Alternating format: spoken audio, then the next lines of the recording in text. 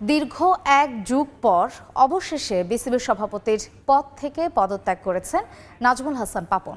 বিসিবির জরুরি সভা শুরুর কিছুক্ষণ পর আসে এমন সিদ্ধান্ত। নতুন সভাপতি হয়েছেন সাবেক অধিনায়ক ফারুক আহমেদ। বোর্ড সভা শুরুর আগেই শোনা যাচ্ছিল আজই পদত্যাগের ঘোষণা দিবেন পাপন। অবশেষে সে গুঞ্জন সত্যি হলো। 2012 সালে সভাপতি মনোনয়ন এবং 2013 সালের নির্বাচনের পর বাংলাদেশ ক্রিকেট বোর্ডের সভাপতির চেয়ারে বসেছিলেন পাপন। এরপর থেকে দেশের ক্রিকেটের অবিচ্ছেদ্য অংশ হয়ে ওঠেন তিনি। 2013 সালের পর 2017 ও 2021 সালে টানা 3 বার নির্বাচিত সভাপতি হিসেবে দায়িত্ব পালন করেছেন। তবে শেখ হাসিনা সরকারের পতনের পর আত্মগোপনে লন্ডনে চলে যান তিনি। সেখান থেকেই আজ ভার্চুয়ালি বোর্ড সভায় যোগ দিয়ে পদত্যাগের ঘোষণা দেন।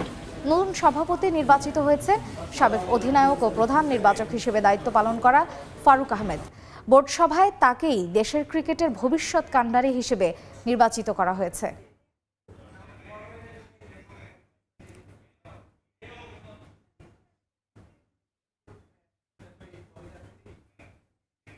এই মুহূর্তে সচিবালয়ে আছেন রিপোর্টার মাহবুব রিমন। সবশেষ খবর জানতে সরাসরি যাচ্ছি তার কাছে।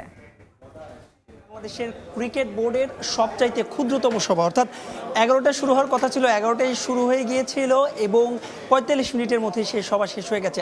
মানে একেবারে অনুমেয় ছিল আসলে যে নাজমুল হাসান পাপন পদত্যাগ করবেন, সেটাই হয়েছে এবং নতুন সভাপতি হিসেবে ফারুক আহমেদের নাম নির্বাচিত হয়েছে এবং তিনি আজ বিকেল 3টার সময় বিসিবির যে কার্যালয় রয়েছে, যে প্রেস কনফারেন্স রুম রয়েছে, সেই প্রেস কনফারেন্স রুমে তিনি আনুষ্ঠানিকভাবে গণমাধ্যমের সঙ্গে কথা বলবেন। শুধুমাত্র ফারুক আহমেদই নয়, নতুনভাবে বোর্ড ডিরেক্টর নির্বাচিত হয়েছেন নাজমুল আবেদিন ফাহিম। জানেন যে ক্রিকেট বিশ্লেষক ও কোচ, এবং এই দুইজনকে জানেন যে জাতীয় ক্রীড়া পরিষদ থেকে যেহেতু এই দুইজন নির্বাচিত হয়েছেন বিসিবির ডিরেক্টর হিসেবে, বাকি যেই 22টি পদ রয়েছে, আলমগীর হোসেন আলম মারা যাওয়ার কারণে বরিশালের ডিরেক্টর, বাকি যে 22টি পদ রয়েছে সেই 22টি পদ থেকে ঠিক কতজন বোর্ড ডিরেক্টর পদত্যাগ করবেন সে বিষয়ে আসলে এখন পর্যন্ত আমরা জানতে পারিনি। তবে আমরা যতদূর জানতে পেরেছি সেই সংখ্যাটা 13 বা 14, হয়তো বিকেলবেলা আনুষ্ঠানিকভাবে যখন কথা বলবেন তখন সেই সংখ্যাটা আমরা বলে দিতে পারবো।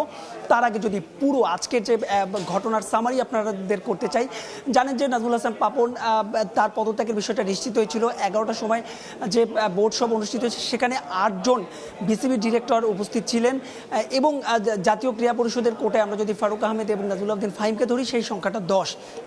কোরাম হওয়ার জন্য কিন্তু কমপক্ষে 9 জন পরিচালকের প্রয়োজন ছিল। যদিও আমরা জানি গঠনতন্ত্রে স্পষ্ট উল্লেখ রয়েছে জরুরি কোনো সভায় আসলে কোরামের কোনো প্রয়োজন ছিল না, তারপরও কোরাম হয়ে গিয়েছে এবং সেখান থেকে সর্বসম্মতিক্রমে নাজমুল হাসান পাপন তার যে পদত্যাগপত্র, তিনি ইমেইলে সে পদত্যাগপত্র পাঠিয়েছেন।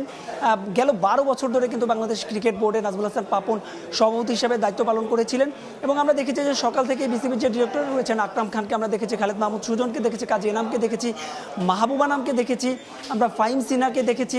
তারা কিন্তু সর্বসম্মতিক্রমেই ইফতেখার মিঠুকে দেখেছি এবং সবাই মিলে কিন্তু নতুন যিনি সভাপতি রয়েছেন ফারুক আহমেদ, তাকে অভিনন্দন জানিয়েছেন এবং বাকি যে আনুষ্ঠানিকতা, বেশ কিছু আনুষ্ঠানিকতা রয়েছে, সেই আনুষ্ঠানিকতা কিন্তু তারা পরবর্তীতে বোর্ডে গিয়ে সারবেন। একটা বিষয় একটু জানিয়ে রাখতে চাই যে আইসিসির যে নিয়ম রয়েছে সেই নিয়মে কিন্তু পুরো যে বিসিবি, সেই বিসিবি ভেঙে দেওয়ার কোনো সুযোগ নেই আইসিসির গঠনতন্ত্র অনুযায়ী।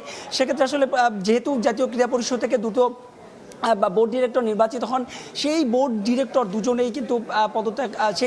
দুজনেই কিন্তু পদত্যাগ করার কারণে, অর্থাৎ সাজ্জাদুল আলম ববি এবং জালাল ইউনুসের পদত্যাগের কারণে যে শূন্য হওয়া ফাঁকা পদ, সেই ফাঁকা পদেই কিন্তু নাজমুল আবেদিন ফাহিম এবং ফারুক আহমেদ তারা নির্বাচিত হয়েছিলেন এবং সেখান থেকে তারা ডিরেক্টর হয়েছেন।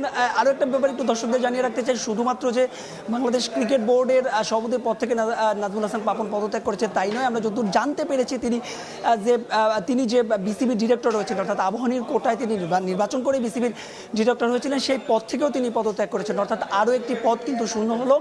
এবং যতদূর একটু আগে যেটা বলছিলাম যে একাধিক বোর্ড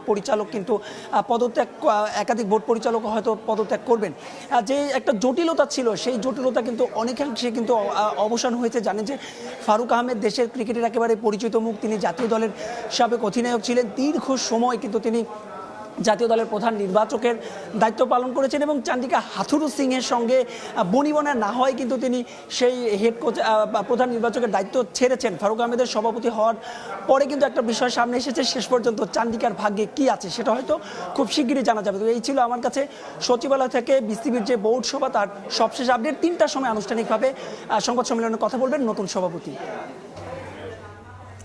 বিসিবির সভাপতির পদত্যাগ এবং নতুন সভাপতি নির্বাচনের সবশেষ খবর জানতে সরাসরি ছিলাম সচিবালয়ে।